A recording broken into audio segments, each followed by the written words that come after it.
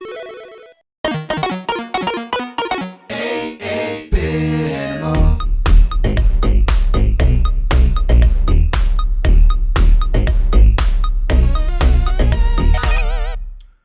you doing, good people?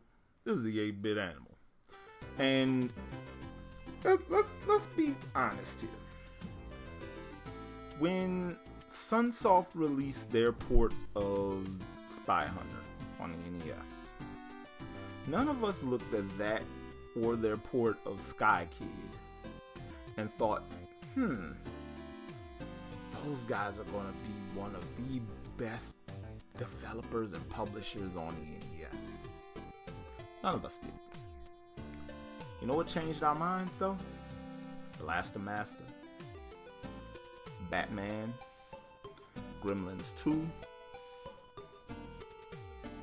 Journey to Silius, stuff like that.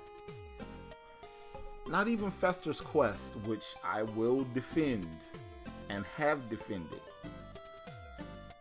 Not even Fester's Quest could change many folks' mind about how good Sunsoft was going to be on the NES. And today's game, had it been released in the US and in the rest of Europe, would have been probably Sunsoft's best game yet. This game is from 1992.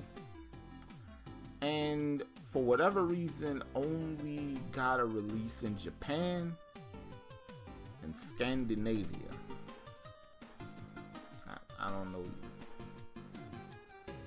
Today, we're going to take a look at Gimmick, or Mr. Gimmick if you're in Scandinavia.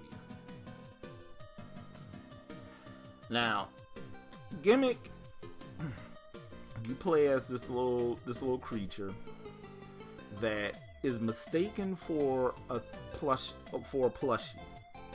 and given to a young girl as a birthday gift. And when she sees it, she falls in love with it, and it makes her other plushies jealous.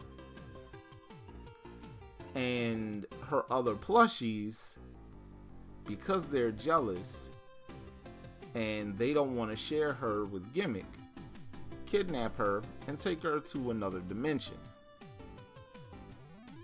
Yeah, kind of messed up, huh?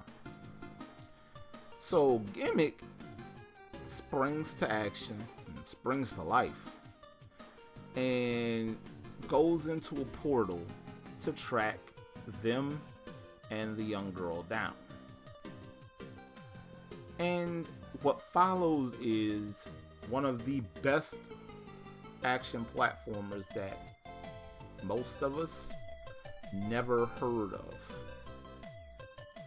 Gimmick is remarkable. It is a gorgeous video game. It plays like a dream.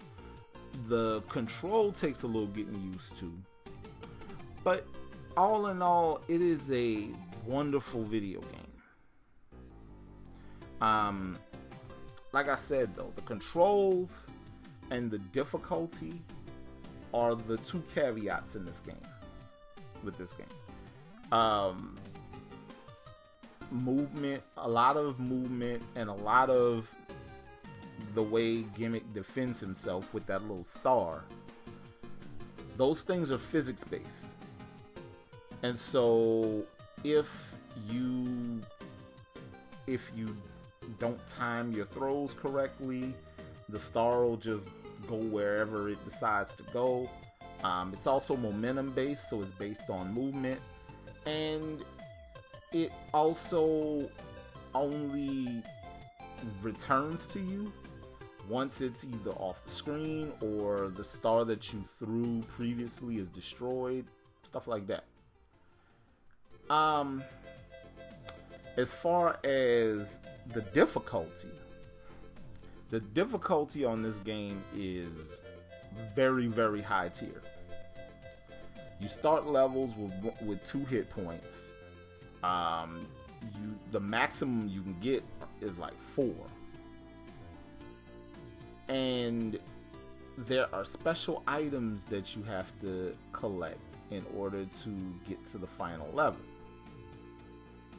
If you don't get those special items, if you don't get all of them, you can't get to the final level. If you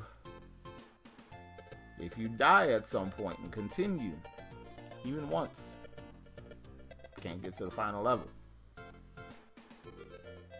Yeah, it's one of those games. And what's even more messed up is that they tease you with unlimited continues. I know, right? But Mr. Gimmick, if you can look past the maddening difficulty and the really quirky, I gotta for real learn how to do this controls, you are rewarded with probably one of the best video games you will ever play on an 8-bit game console. Not probably, you will be, because this game is magnificent. The sound is probably the best you're going to hear on an NES because it has a special sound chip in it, extra channels and all that. Yeah, everything about this game, except for that difficulty, absolutely perfect. Now, let's have a talk about getting yourself a copy of Mr. Gimmick. So, Retro USB, this website that I don't even know if they're still a thing anymore. I once bought a repro of Donkey Kong from them because they had a ROM hack that had the Cement Factory on it, which was a level from the arcade game that wasn't in any ports of Donkey Kong. Well, any Nintendo published ports of Donkey Kong. And yeah, they sold a lot of really cool stuff, but they at one point had repros of Mr. Gimmick, and I don't know what happened there otherwise. But I don't think that's available anymore. I don't even think that website is a thing anymore. And you can get a repro if you are, if you're savvy and if you look real hard and believe real hard, you could probably get a repro somewhere. There are people on eBay trying to sell repros and pawn them off as the game that Retro USB was selling. And they're trying to sell it for well over $100. There are also Famicom copies. This game is just rare. Any version of it is hard to get. So, yeah. And a repro from some dude that makes repros might be your best bet. It's a really good game and it's deserving of your time, but getting scammed for a repro of this game, and nah, that's not fair to anybody. It's not fair to gamers who would want a copy. So yeah, just get yourself a copy of Mr. Gimmick. Play it however you can play it. It's deserving of your time. This has been the 8-Bit Animal. And I'll catch you beautiful people tomorrow.